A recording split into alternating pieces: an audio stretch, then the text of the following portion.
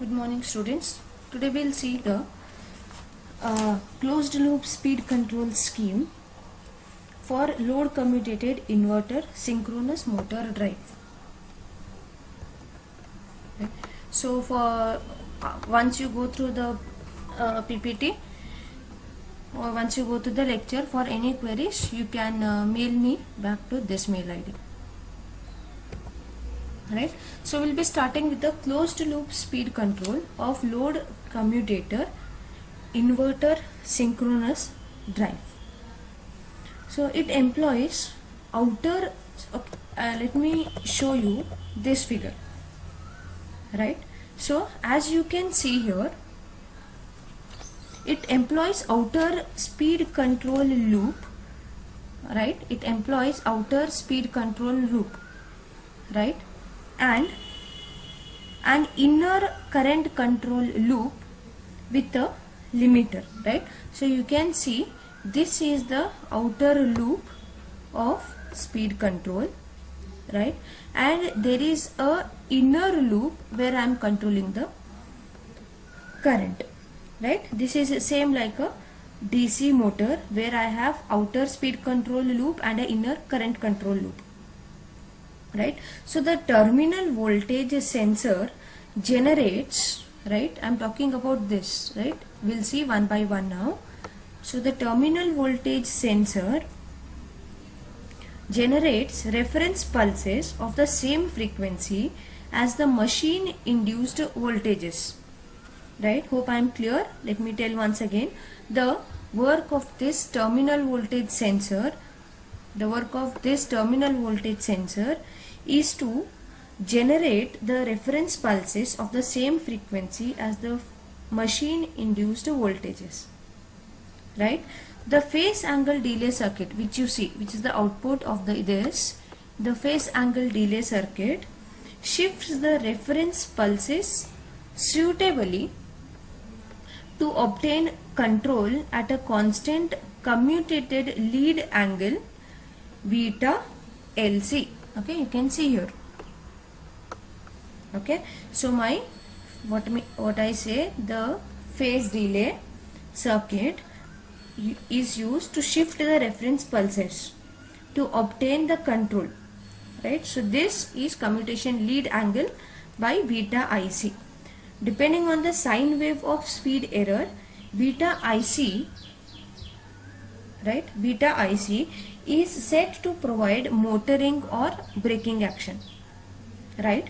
Speed omega m can be sensed either, right? I want to sense omega m, right? Omega m can be sensed either from the terminal voltage center, right? Terminal voltage sector or the sensor, or from a separate tachometer, right? So you can see I am measuring omega m from the either from this sensor, right? Or I can have the separate tachometer for this,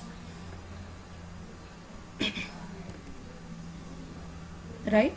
Now an increase in the reference speed omega m, to measure the increase in omega m, right? Or an increase, right? To measure the speed we have the tachometer, but an increase in the reference speed omega m produces a positive speed error beta IC.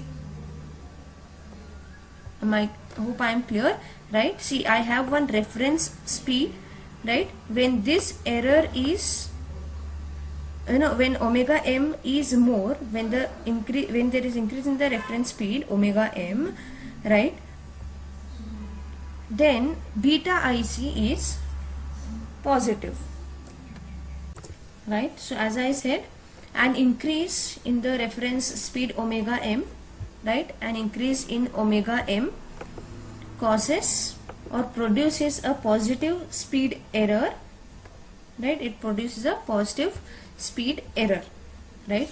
Now coming to beta LC value, right, which we see after the firing circuit, which is a commutated angle obtained from the phase delay, right? So beta LC value is set for motoring operation, The speed controller and the current limiter set at the DC link current reference at the maximum permissible value. Right? So the machine accelerates fast. When close to the desired speed, the current limiter desaturates. Okay, see, I have this circuit. So let me come back to the points. Right?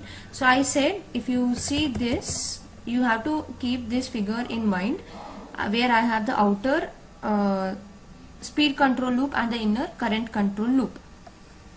Right? I have a current limiter same as my DC motor circuit. As I said, I have a phase delay circuit, I have a error measurement unit, I have a sensor, I have a firing circuit to give the commutation angle. Right? So I'll come back to this. Right? So my first point is a closed loop speed control employs outer speed control loop and the inner current control loop with a limiter like a DC motor. Right? The terminal voltage sensor generates reference pulses of the same frequency as the machine induced voltages.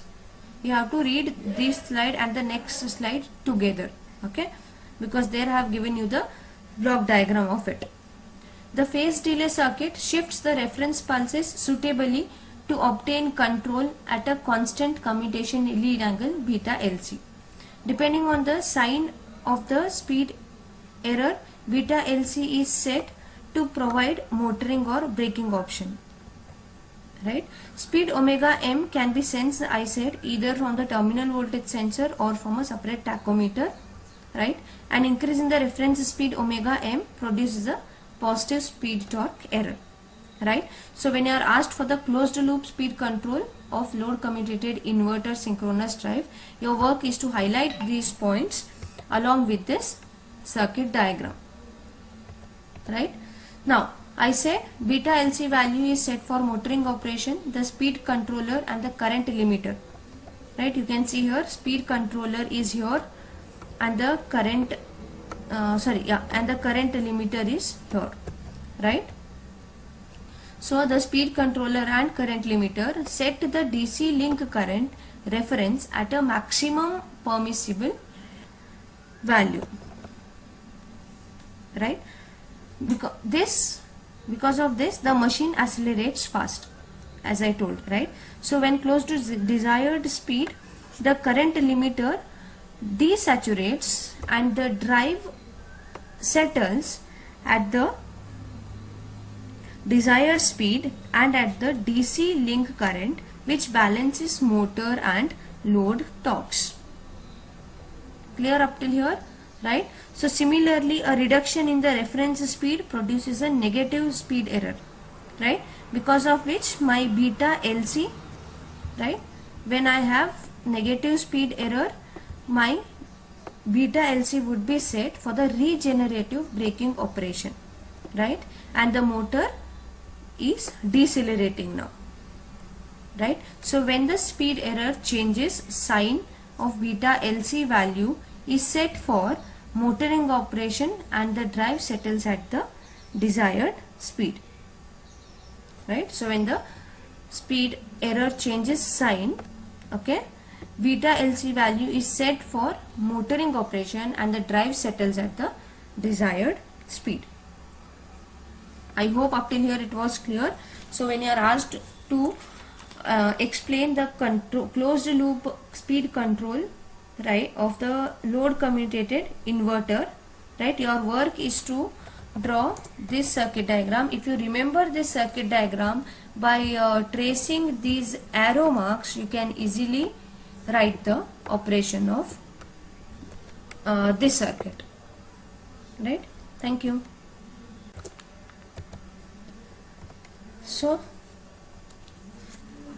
high efficiency 4-quadrant operation with regenerative braking, high power ratings up to 100 megawatt and ability to run at high speeds of up till 6000 rpm are some important advantages of this type of closed loop speed control drives.